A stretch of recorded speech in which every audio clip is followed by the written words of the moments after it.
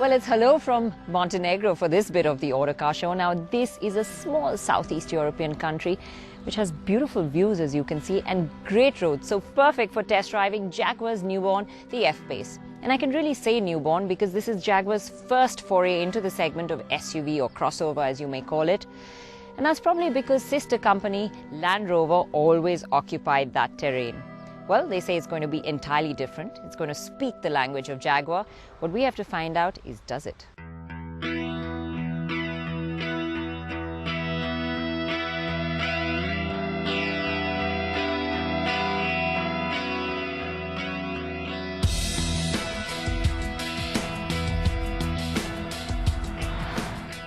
I picked the two engines that will be coming to India, the 2-litre Ingenium diesel and the 3-litre V6 diesel. As I settle into the 2-litre to begin with, the high and long bonnet makes me a little wary and I feel the size of this larger Jag. But soon I'm winding my way into corner after corner, feeling more and more at ease. It's just that the performance isn't exciting me just yet. I'm in the 2-litre now, and this one does the job, but as you can hear, it really toils at it and you can hear it at most times. It's happy to amble around, and as long as you're using it at path throttle, it's fine. It's when you put your foot down for more that you find it a little lacking.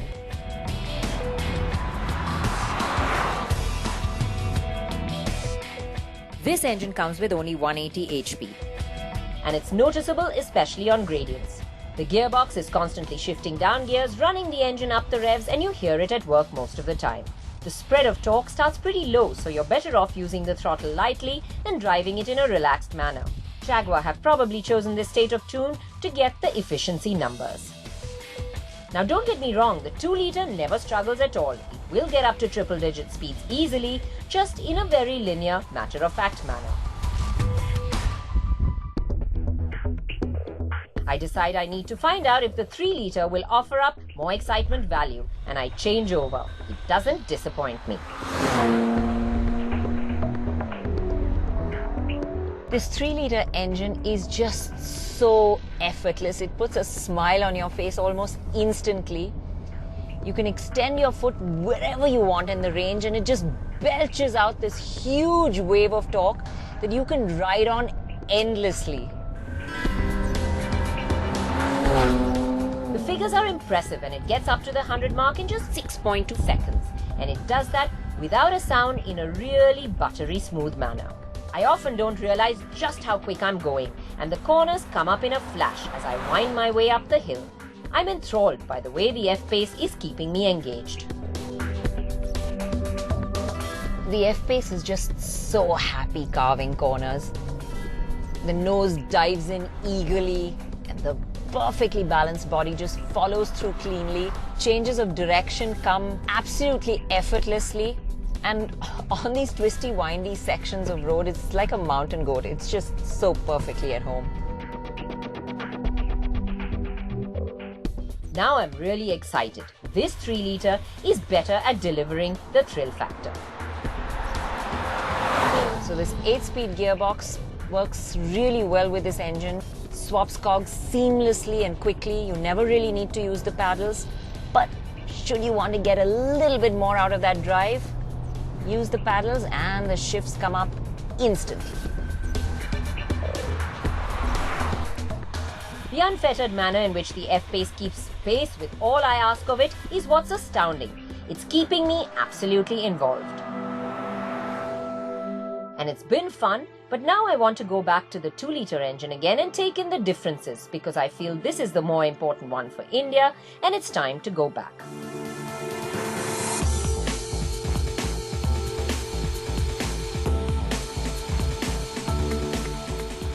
Now when you get back into the 2-litre after driving the 3-litre, the gap in power is even more yawning, and that definitely is the more thrilling one to drive.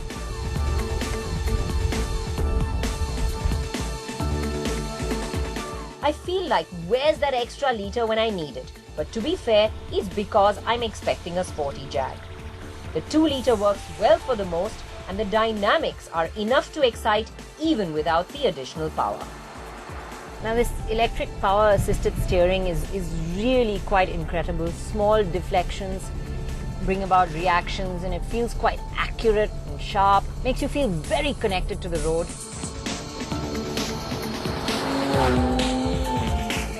The light aluminium body, the stiff chassis and the four-wheel drive system deliver oodles of grip and ensure that the F-Pace will offer you enough to excite. In fact, the 2-litre engine being a little lighter feels even more eager around the corners. Now you have different driving modes, and in normal it feels good enough, but of course you can also select dynamic, where you can actually set it to an individual setting to figure, whether you want the gearbox to react quicker, the engine, the suspension or the steering, or then all of them.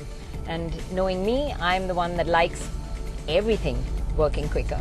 And when it is in dynamic mode, this car is just even more thrilling to drive.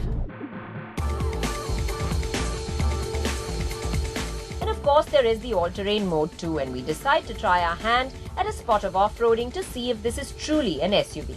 The F-Pace proves itself there too, and it can clamber up and down grassy knolls and over a fair amount of rough stuff. You just don't have to worry about what's underneath.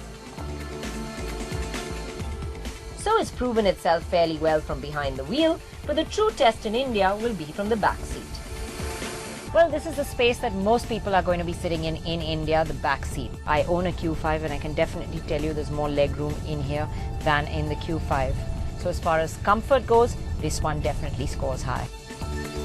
The F-Pace has a wheelbase that's larger than its competition, and that happened thanks to keeping true to Ian Callum's design language. Not only has it helped with the dynamics, but it's opened up more room inside, and the rear seat with its rectangular windows and panoramic sunroof feels spacious.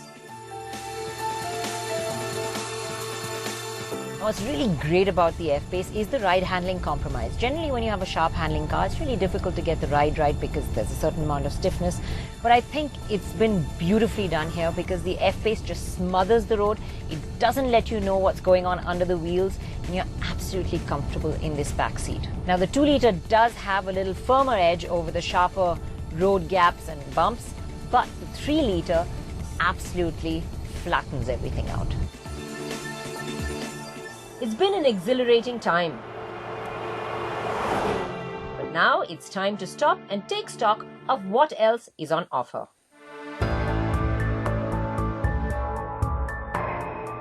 The interior of the F-Pace feels every bit luxury as it should. There's a beautiful double-stitched leather across the top of the dash. There's that cowl that gives it a sporty feeling, which is very familiar to us now. And of course you have this ambient lighting which highlights it, but that you can see once it gets dark. There's a very large touchscreen here, and the system itself has become very evolved. There are some lower-end plastics at the lower half of the dash, and the 2-litre comes with a manual lock to adjust the steering height. But at this time, we don't know what the spec level will be that comes into India. What we do know is that the F-Pace will turn heads. It has all the Jaguar DNA with a long bonnet, short overhang, and the F-type derived tail lights. But what makes it special is the way the metal is just so tautly stretched across the body. Small creases create highlights, and its tightly skinned look with the steeply raked front and rear windscreens lend it a sporty air.